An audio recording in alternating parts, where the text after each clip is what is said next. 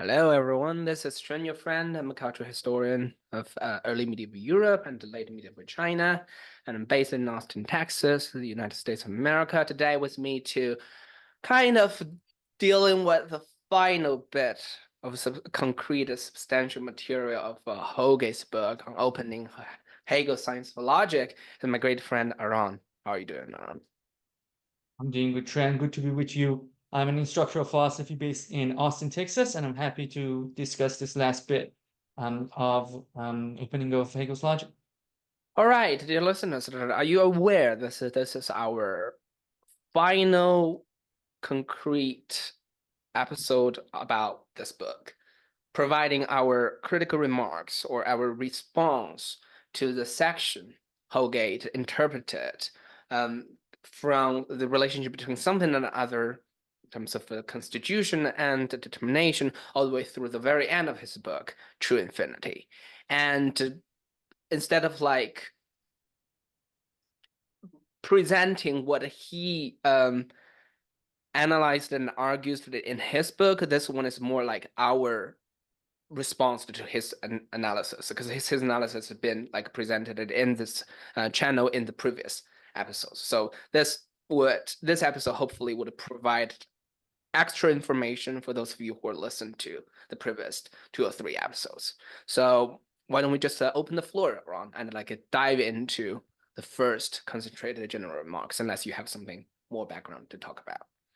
Yeah, no, I think that's enough. Yeah, we this is like our way of this has been our way of doing it. In our summary of these points, we used Holgate a lot. We try to focus on the text itself as well, but we try to kind of refrain from putting a critical input in those episodes so that you can just be exposed to what Holgate is, how Holgate is approaching the text. But these critical remarks are sometimes directed at Holgate and sometimes directed at Hegel himself. And we try to elaborate on that difference as we talk about them. But remember that the main point of these conversations in general, as the Versucher project, is not scholarly work on Hegel or anyone else. So it's if we don't really, at the end of the day, we don't really care if this is a right interpretation of Hegel or not.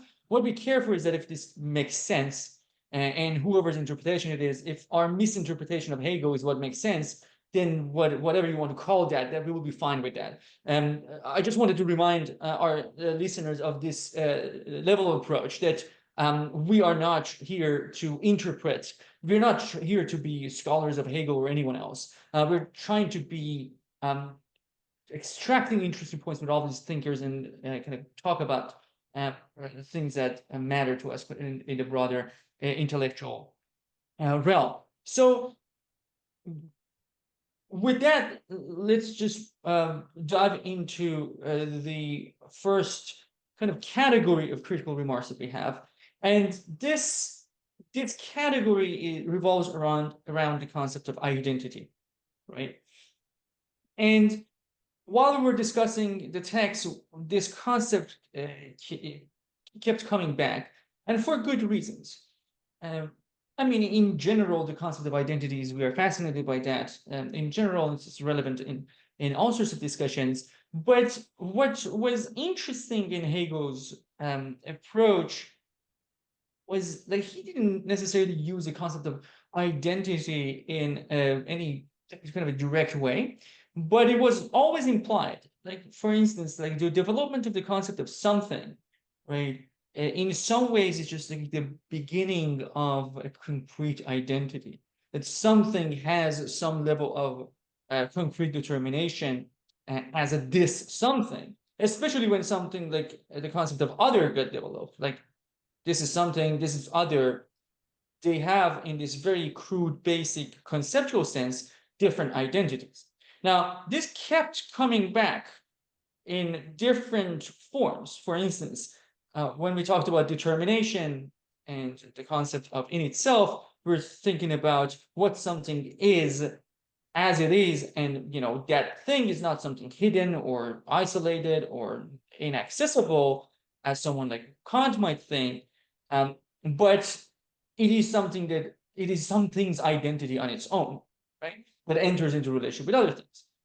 Then there's the other side of this something, the identity of something, that is about being kind of constituted by others. So we had this determination and constitution that something is like has a character, has an identity, and that identity is constantly under attack by other things. Other things keep reconstituting that identity. But there must be something, there must be an identity that is being changed, influenced, reconstituted, and so on and so forth. Right. So this also got into like this whole point about something and other identity through determination constitution starts to matter when we think about all of these quote unquote somethings as finite things, and the infinite, the true infinity as the true like as the truth of them, as something that is underlying all of them, and how that will influence the identity of these finite things. That also is important to us. Now, with this background, we have three main points when it comes to identity as something critical about what Hegel is discussing here. And here, my points, at least, are not interpretive points at all. I think this is Holgate is actually very like straightforward in his interpretation of Hegel, and I think he's accurate in his interpretation of Hegel. The idea is that when we're thinking about determination, when we're thinking about identity, what are we really thinking about? In terms of like intrinsic identity of something. Because when we're thinking about intrinsic identity, that to me sounds like some essence talk, right? The beginning of an essence talk, right? That this is the intrinsic identity of something, and let's say if it deviates from that intrinsic identity, there is something wrong, right? There is something as an intrinsic identity, and now there the deviations might happen, so on and so forth. Now, what I want to kind of emphasize is a distinction between two different paths when we think about intrinsic identity. One path is to put intrinsic identity as the beginning of essence, right? You say that the intrinsic identity of something is so and so, and you accept that intrinsic identity could be influenced, impacted, changed, whatever, but you think that in essence there is something attributable to this something as an intrinsic identity.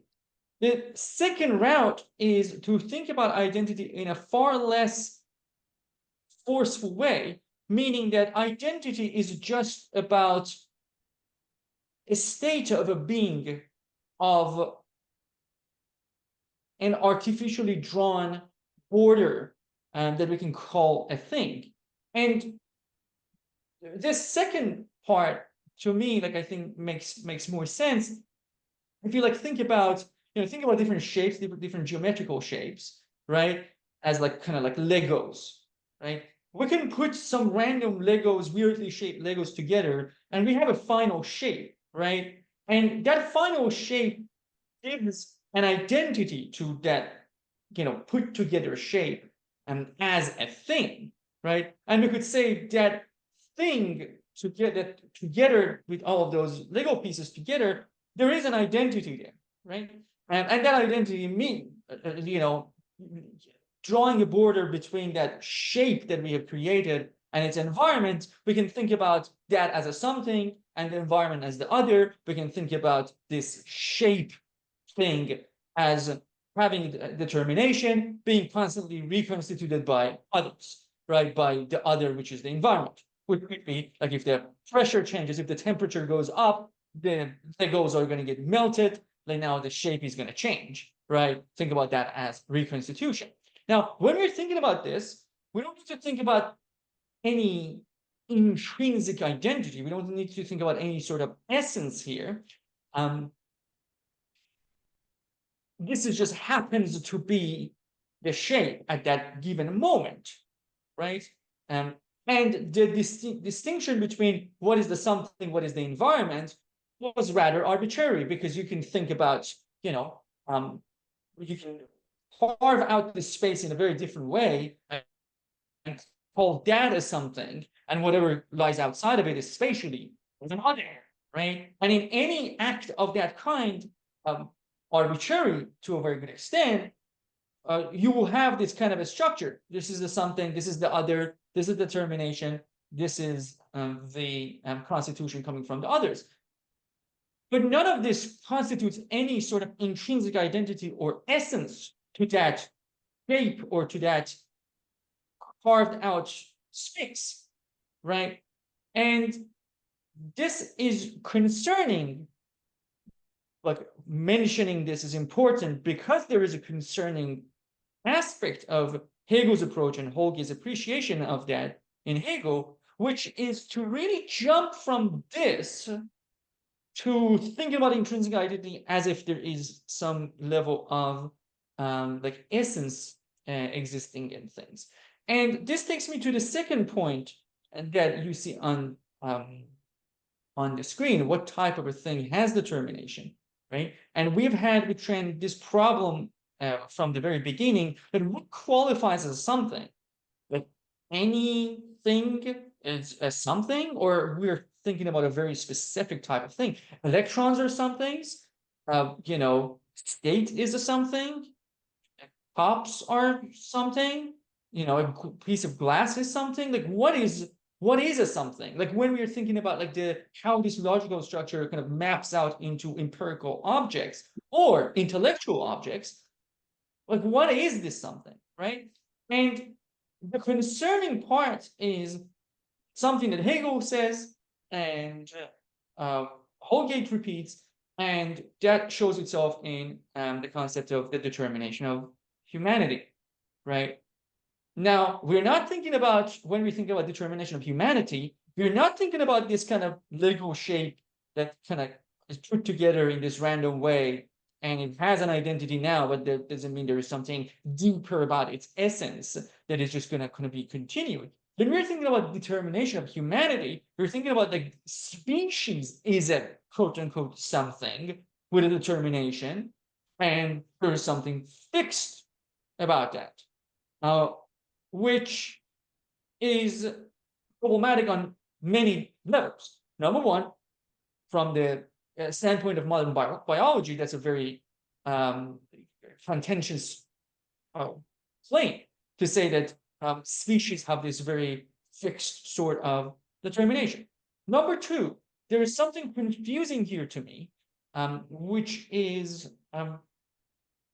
that when we think about constitution, Holgate repeatedly tells us that constitution could go deep and deep to anything about the something and reconstitute it, right? So when we're thinking about determination of humanity, that seems to be a very like up for revision identity. If we think the otherness of the world, the other of humanity, could reconstitute it. So when we say the determination of humanity is thinking reason, what are we talking about temporally? Meaning that, are we saying that, oh, determination of man is thinking reason because it has like, it happens to be the case that this kind of a reconstitution by the other of humanity has kind of made this an stable feature of humanity? Is that what we're saying? Well, if that's what we're saying, that's very different from saying that that's essence of humanity. I'm saying it happens to be the case that thinking reason has been present in this population for this amount of time. It doesn't tell us anything about the future, or doesn't grant us any sort of a ought to be, claim, or any sort of, in the, like, political philosophy, for instance, and any sort of justification for saying that, okay, because we are thinking reason, therefore this is the right political system. That's not valid, because whatever the determination of humanity is, must be able to be open to reconstitution. So I can understand and accept the point that any arbitrarily drawn border could create a something and other, and that something at a given time could have an identity, and that identity is being expressed in its relation with others, and others are constantly attacking that identity or maintaining that identity for that arbitrarily drawn carve out space. But that doesn't give us any justification to speak of intrinsic identity, especially when that intrinsic identity is just about like classes, like a species, like humanity, or things of that nature. I have some other things to say about the internal external distinction, but I think this is a good pausing place, and I want to see if Trent has anything to add to this, and then we can turn our attention to the internal external distinction. Yeah, so thanks a lot for that. Yes, I do have a couple of like reaction to what you just said. First, I think what you mentioned about the two paths towards identity or intrinsic identity is really helpful. The first one you mentioned was about like essence. And the second is really to accommodate contingent assembly of things. As you said, the Lego analogy, right? Like it doesn't have to be that way. It's happened like we assembled these pieces together and they started to take a certain form, or we ascribe meaning to that if we use like commonsensical example to like approach this. And I think Hegel, and especially in Hegel's interpretation, construing of intrinsic identity is trying to force these two paths together.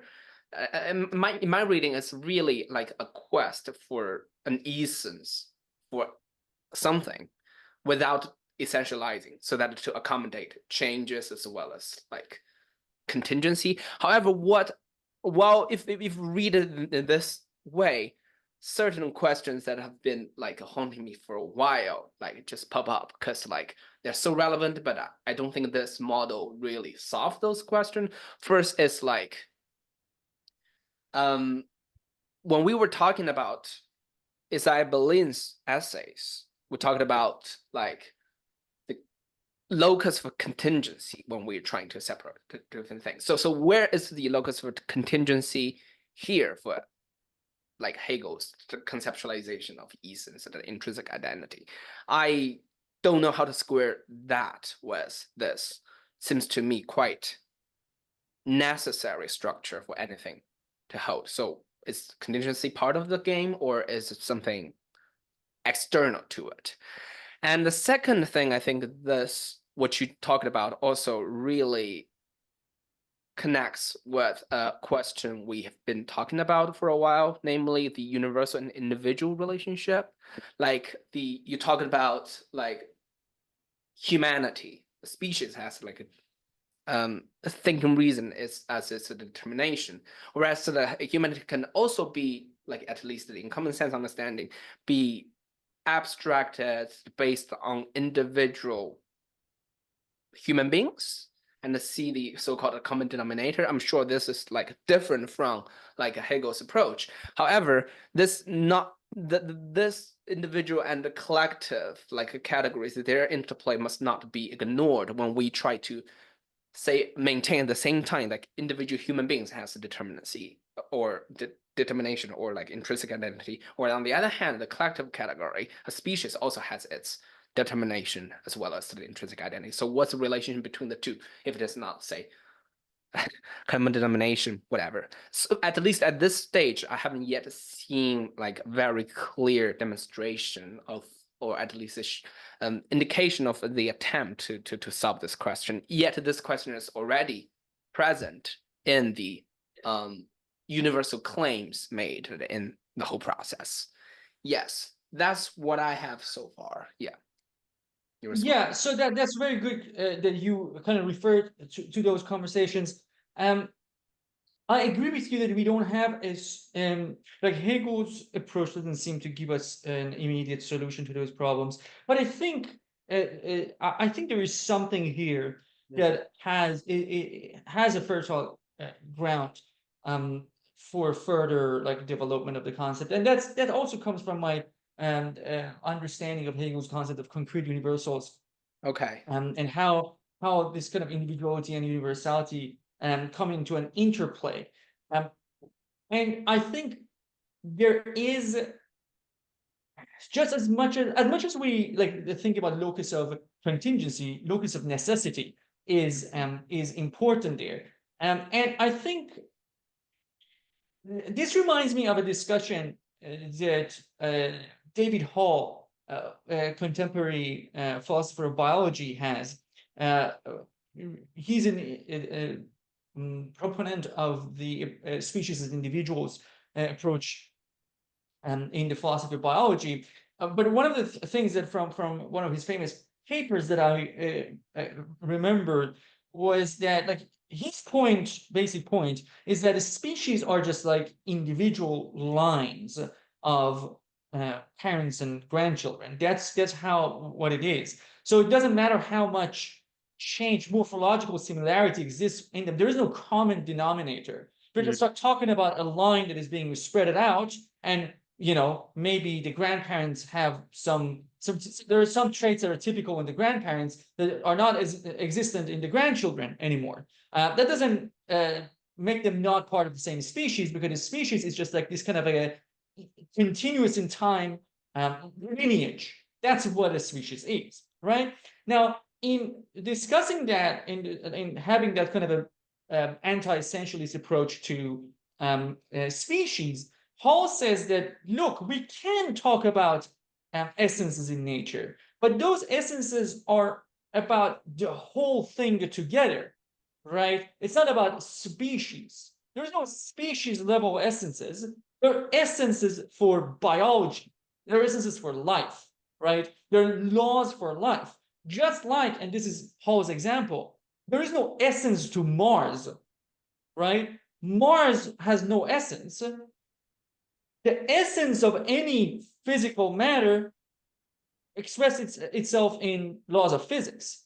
That's the essence. That's the locus of necessity. Mars or Homo sapiens are not far different from Legos, right? It just happens to be the case that we didn't put the Legos together, just accidents in nature put them together, right? There is nothing essential about Mars. You can go and explore Mars and like observe Mars and like have some information about it, but you cannot attribute any sort of essence to Mars, right? Essence happens when necessity happens, and necessity only happens when laws happen, right? And I don't want to go far ahead, but like this point that we talked about in terms of like kind of true infinity as, to put it crudely, the real thing, right? And the finite things are kind of just constituting that kind of a line in Hegel. But what is kind of like moves through them is the true infinity. Reminds me of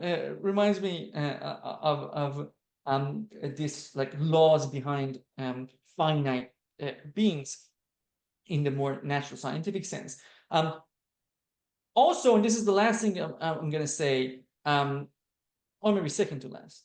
This will be very brief, because I mentioned the species of individuals. There are other approaches in the philosophy of biology that make room for relational properties that are stable within a population, and they think we can think about those as essences.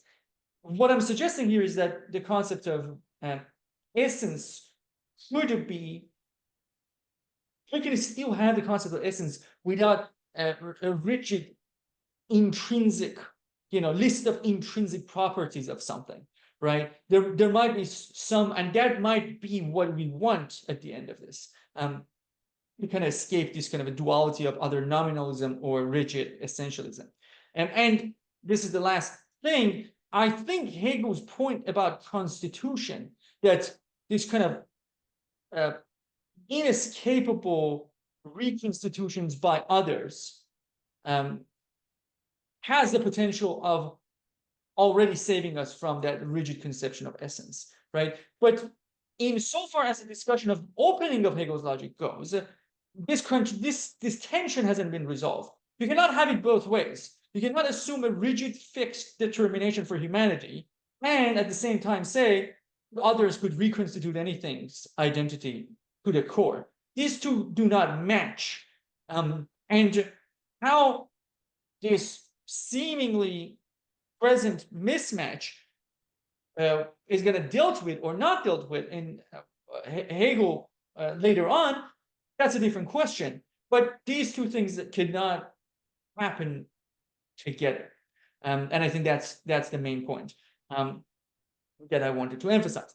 So the last thing here about identity is the distinction between internal and external, and this particularly becomes important when we think about the case of demise. If you remember, there are two types of demise in Hegel, right? One is this very fact that we just talked about, the ability to be reconstituted and transformed by others, right? Like external change, externally imposed change, right?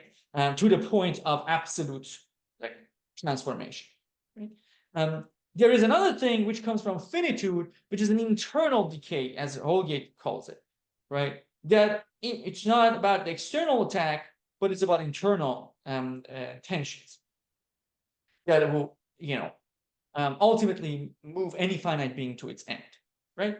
Now, one of the examples that Holgate mentions is the Roman Empire, right? There are internal problems with the corruption of bureaucracy, like the military fights or like expansion of land or whatever that causes troubles. But there are also like the attacks of like the Persian Empire or just the tribes in Europe that just kind of puts the external thing. So the demise happening within, demise happening from external. That's an example. Okay, I'm not sure about this internal-external distinction for Roman Empire or otherwise as something ontologically accurate, right? Not as a matter of like pragmatic distinction between different sides of demise, but as some sort of a strict distinction between the two. Because if a human being's demise, there is no distinction between internal and external in any sort of a sharp way. Like you die because of like the whole flow of things. It's not that there is one part of the demise that comes from within and the other kind comes from without. Even when your immune system becomes torn and just doesn't function well, that didn't happen like in isolation from quote unquote external things. It wasn't its own thing going on and then there was this external thing happening, right? Of course there are some ways to die that are more clearly like have external agents, viruses, bacteria, so on and so forth. But any form of demise is about that, like your skin dies because it is in constant connection with everything else. Like there is no internal demise of skin that is just happening without any external thing. So this distinction between reconstitutions in the form of radical transformation and hence demise is not any different from the finitude bit, which is about like the internal demise. In general, I'm very suspicious about this sharp distinction between internal versus external, insofar as this distinction is thought to be ontologically accurate, right? In the sense that it is not only used as a pragmatic tool, but as something that really constitutes reality. Again, I can see the ontological relevance of internal versus external in a loose way, right? The same way that I can understand the concept of identity as a, causally sustained probability distribution of some properties, right? That doesn't mean there is any sort of a sharp distinction between internal and external. Or at least I don't see the justification in Hegel to telling us that there is, to prove to us that there is such a distinction. Yeah, that's I think what I got about this. Trent, do you have something about that? Yes, the internal external one, I think that's a valid observation. I think the first time this the inside outside this boundary is introduced was in something as a negation of negation, like, and I wonder really, I'm really curious whether this very neat distinction, of course, like Hegel himself qualifies this later on with the concept of limit, yada yada yada, but whether this like so-called binary, this like an internal external thing itself would be problematized in the future. Like so far we haven't seen it, and like and his whole project holds that this whole conceptualization has very clear impact. No, actually, it's symmetric to the ontological structure.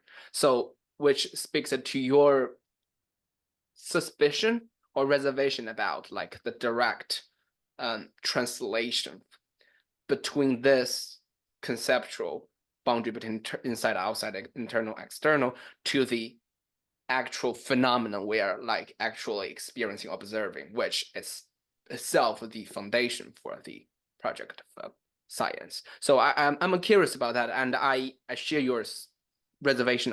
It doesn't seem to have been proven that this necessarily has an ontological like a counterpart. That's all I say. Yes, yes, and I think with the emergence of true infinity, some we see signs of kind of trying to at least smoothen up some of these distinctions, right? By like when the concept of true infinity is introduced, like all of those kind of like finite transformations and all of that end up being the moments of the same process, right? And I think that that's a beginning of a change. However, my reservation is still, remains in place because we've had this problem from very beginning, from all sorts of pairs of concepts, and you have mentioned this beautifully a couple of times about this kind of like polarization, right? Between being nothing, whatever, like finitude, infinity, things of that nature, like that kind of ease of going to that. Oh, if it's not being, then it's nothing, right? That ease. And of course, when you think about Dasein or determinate being as okay, determinate being has these two moments, being and nothing. So after all, being and nothing were not so distinct; they were interconnected. That's good. That's all right. But that doesn't solve the polarity problem. You see, so you can say internal, external, they're not as, kind of like distinct because they're both like moments of the same process. Sure. But I think the challenge is the distinction itself valid in the first place? Not that, oh, whether these two distinct things are somehow related or not, right? I think that's a different point. I think definitely Hegel continuously makes attempts to make connections between seemingly opposing terms. But that's not what we're asking here. What we're asking is the legitimacy of the distinction in the very first place, right? And we don't know, maybe later on this will be all toppled, but from what we have learned so far, things aren't necessarily toppled, they're just amended or sublated, right? And I think that makes me a little bit suspicious that this is going to get resolved. I think the resolution would be more and more of thinking about this as moments of a bigger thing. But that's not necessarily get a resolution. Yes, I really like what you said, and I want to make a connection with what you said before, like David Haas concept of law as the like locus of essence instead of like an entity or agent. Because if you think like something or like the interior space this and merged this in Hegel's project with the negation or self-relating process, and that self thing seems to me like one specific approach towards essence.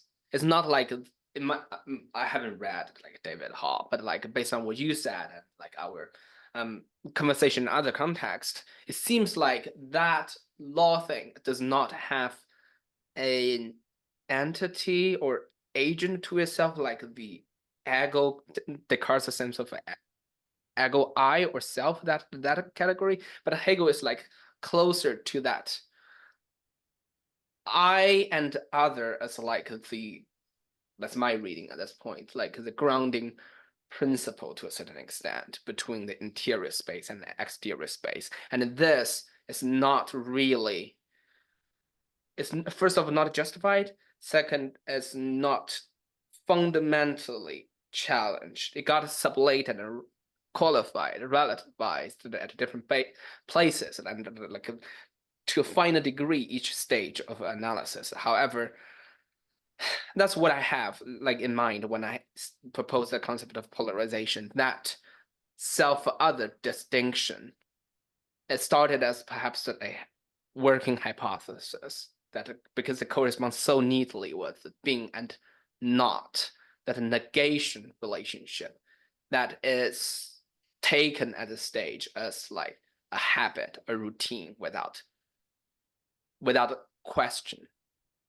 So, but like, of course, that does not rule out the possibility that like Hegel writing and thinking might well have contained the resources with which we can come up with a alternative, say, theory of like essence using his own terms and materials. That's why I think like we have to keep reminding ourselves like this whole project is not like a scholarly treatment in the conventional sense, but rather an attempt to hold conversations with the great thinkers like Hegel and like just think with them. So to take what we consider as like promising materials from their project, not like subscribing to their way they use such resources for their project.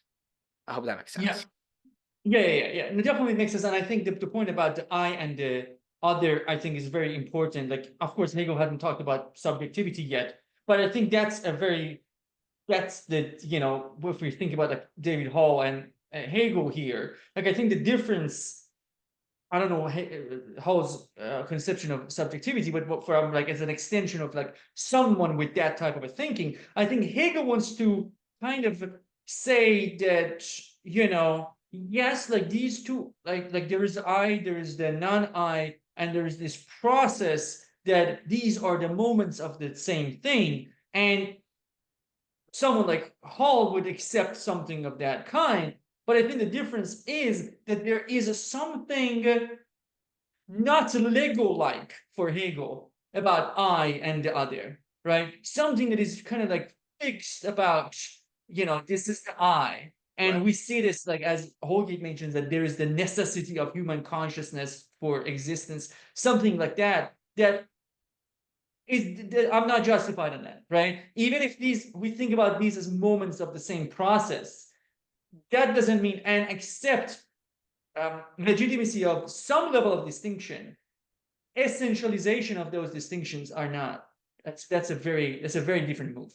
And we hopefully will have other readings, and as we are making connections between all of these people along the way, we're going to have this in mind, and we're going to talk about it in other conversations. Now, the second thing that kind of has been bothering us in a different kind of a dimension is the issue of transcendence and immanence, right? And like you guys by now know that Hegel is really into this idea of first of all, this whole process is immanent, this developing as a method, which we're going to get into later on, but also immanence in a different sense. Immanence in the sense that nothing is radically outside. Like there is no fundamental gaps anywhere, right? And we see that in, I think, two different ways. So, number one, Hegel's treatment of the thing in itself in Kant.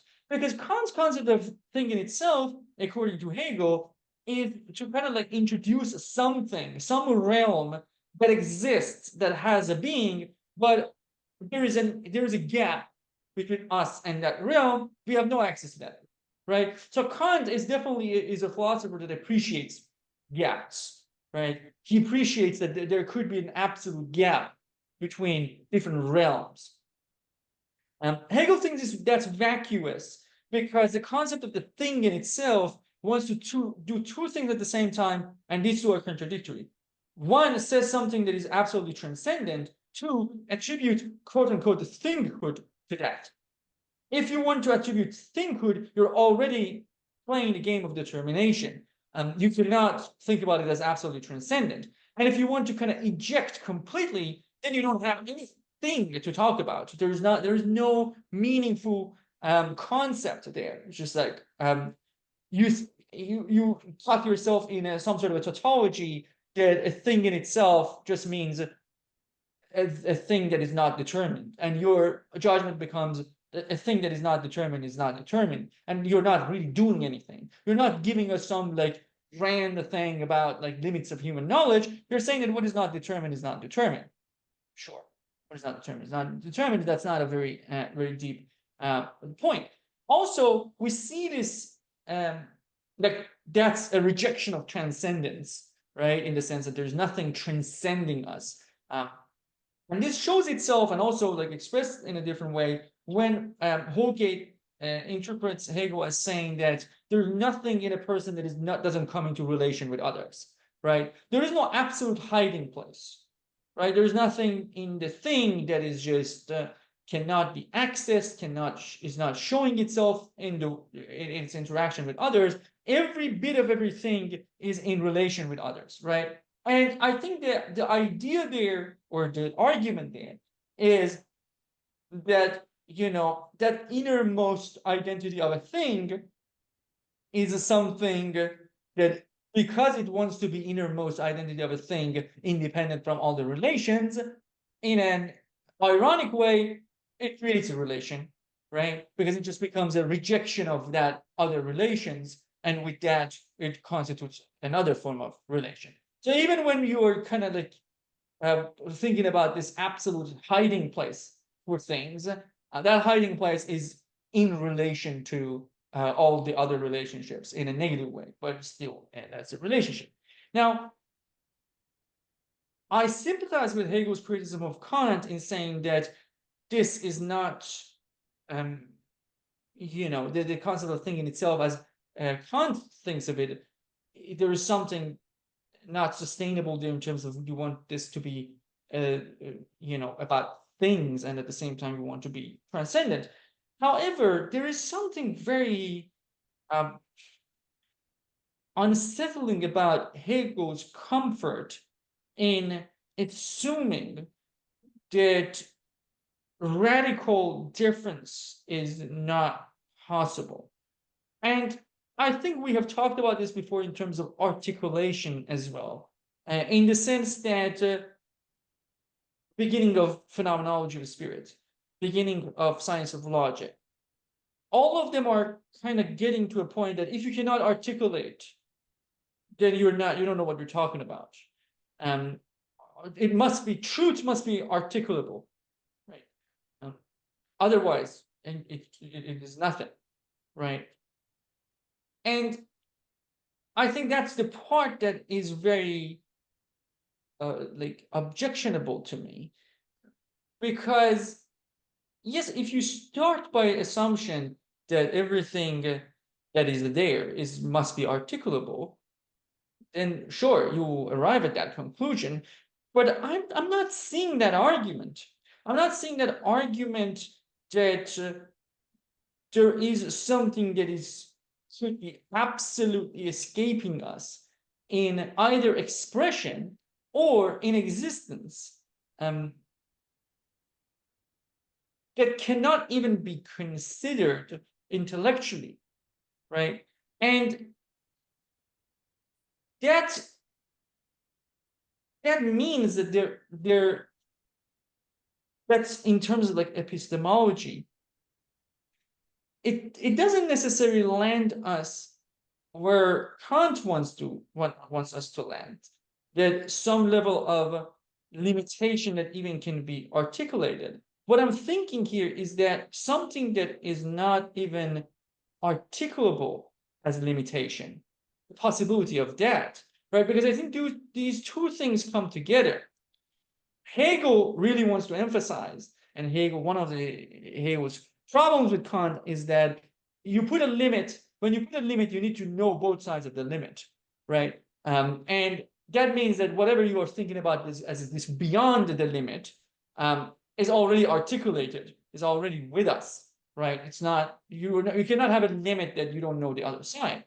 Sure, but all of this is under the assumption that that quote unquote limitation is articulable, right?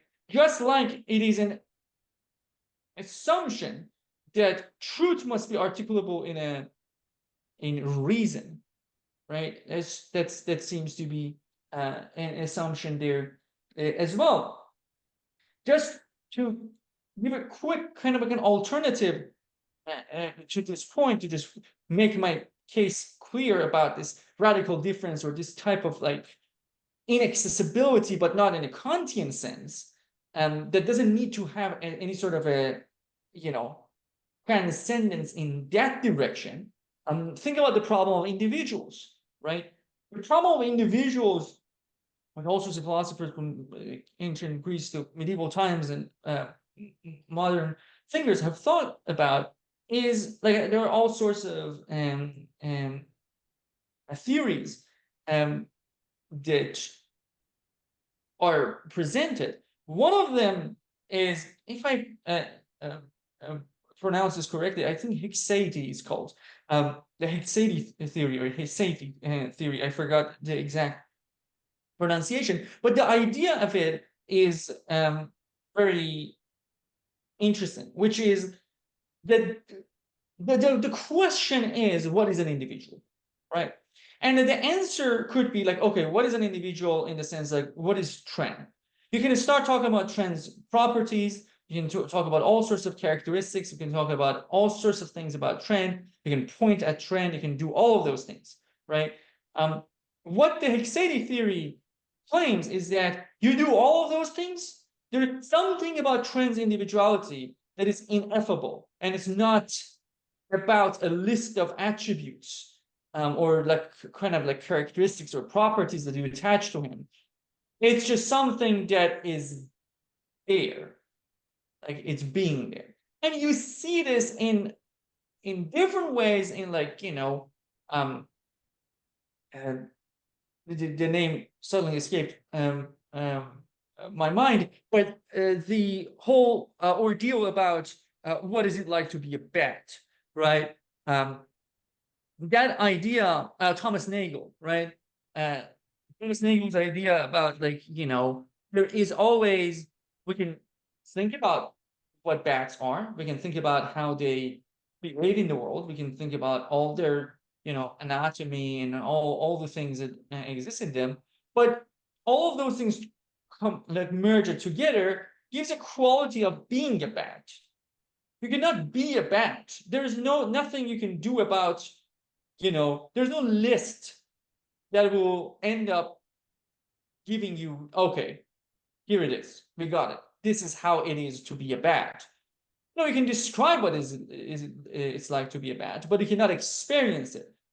So that just means like experience, there is something inarticulable about experience that kind of transcends the boundaries of language. And in these examples of individuality or experience, the point is not that, oh, there is a realm beyond like perception and there is a God. Like, it doesn't need to be anything like that, right? But I don't see, Hegel begs the question to me when it comes to these things. He wants to say, and justifiably, I think, he wants to say that if you go to that space, then you get into a thing that is not, there's no proof for it. You cannot, sure, there's an experience of being a bat, but that just becomes something that, you know, it's irrelevant in terms of like the, connection to the body of knowledge. Maybe in terms of like practical use or the ability to verify, you know, there is a problem there, right? It doesn't mean that the realm doesn't exist. That just means that what you want is not there. It's that's a very different problem to have. So I'm not justified that Hegel has enough resources or has shown us enough to reject this possibility of transcendence. Although I see the pragmatic benefit of what he is offering, but I think it's very important to recognize the realm of inarticulable, look, or inarticulable in the way that Hegel recognizes articulability, and the realms that are not easily or ever bound to this kind of a logical analysis. I don't see the justification for that. Troy? Yes, I find these two points really, really, how to say, sharp, and like I struggle with them while reading Hegel myself, and I summarize them or articulate them in a different phrase, which I propose as tyranny of immanence. I'm with you. Like I see great merit in Hegel's critique of Kant's, like in his eyes, in Hegel's eyes, not justified the separation between the transcendence and the immanence.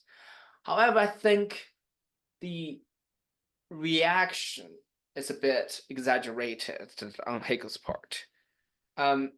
First of all, I think transcendence opens up because of it takes into consideration there are gaps between the knowers and the things to be known, and also like different bodies of knowledges. It creates it accepts the possibility of the multiple coexisting fields of interaction.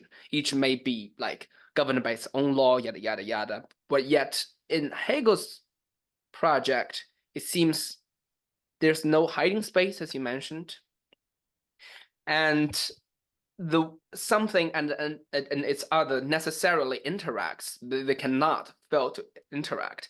And also it seems like the way interaction takes place in a shared and uniform platform. I cannot see in any possibility that this field of exchange could not overlap. Say that we have a magnetic field on one hand, and we have, say, I don't know, emotional field on the other hand, say the way two individuals exchange, and these two fields have different rules or different like infrastructure of the communicating, and one among it is like, say, linguistics perfectly articulable, the other become like less so. It has to be translated into that film to be articulatable in like as thinking reason demands.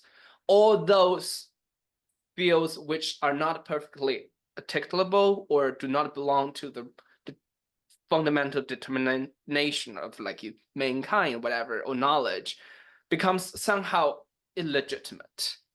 Whereas that's taking a healthy suspicion of Kant's insurmountable gap between thinking and being into a tyranny of like unity.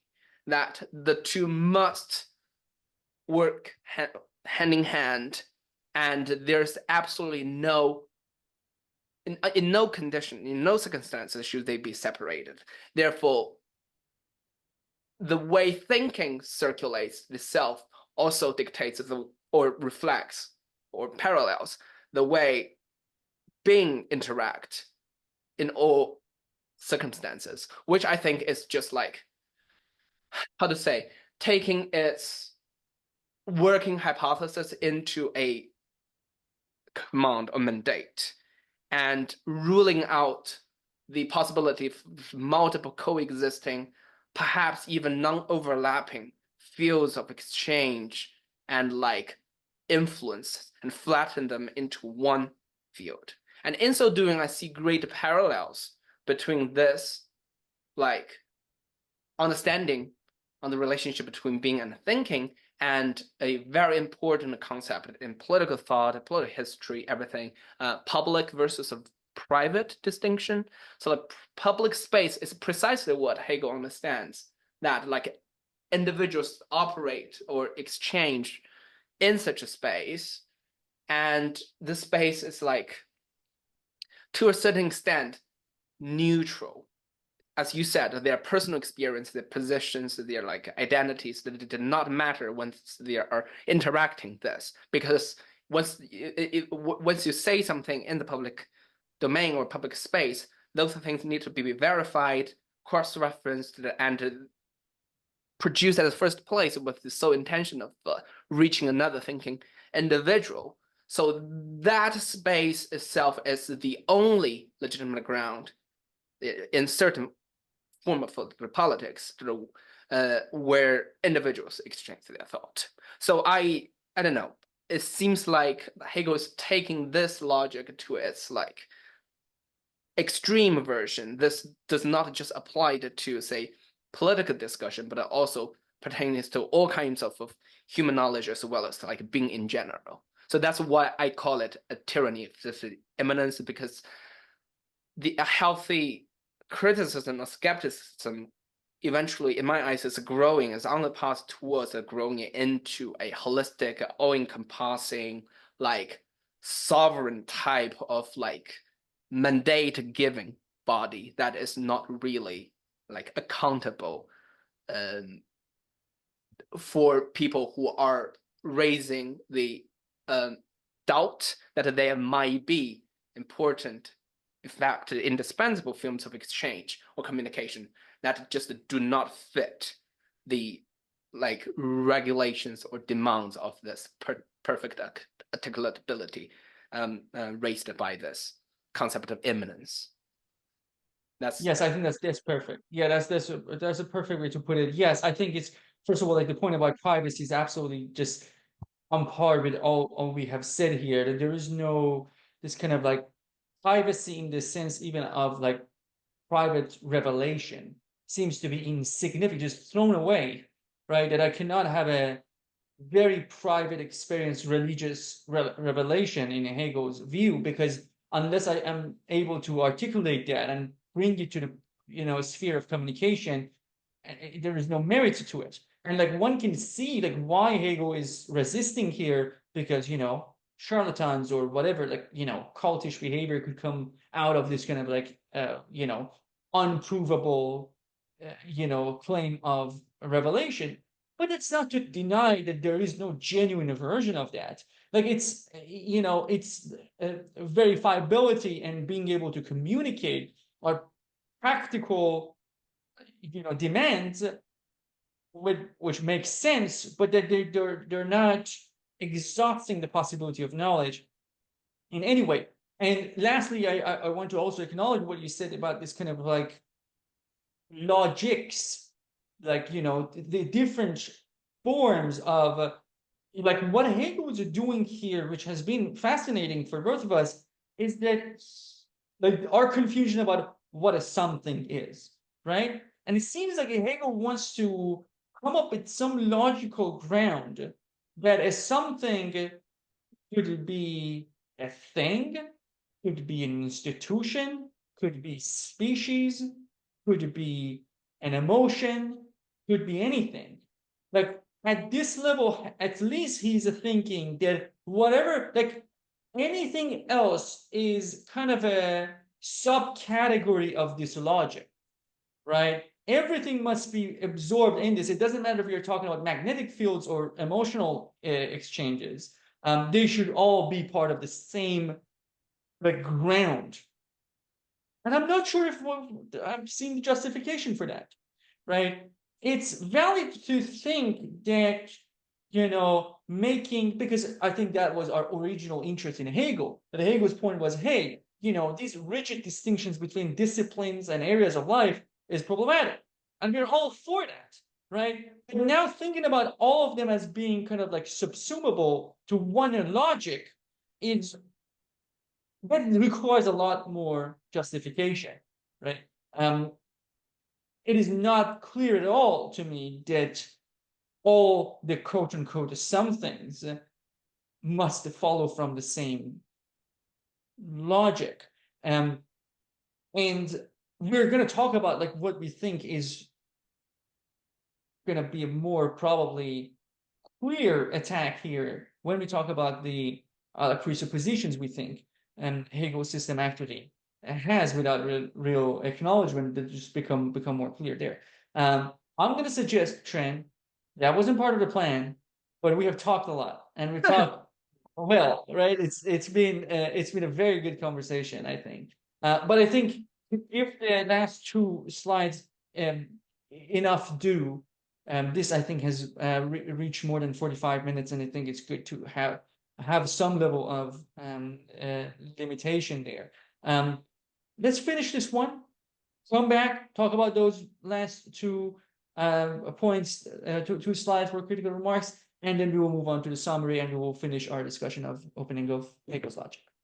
Okay, cool. Thanks for putting up with us, dear listeners. So, let's just wrap this episode up, and we'll continue our discussion about our critical remarks on the final section of Holgate's book in our next episode. Thanks for listening.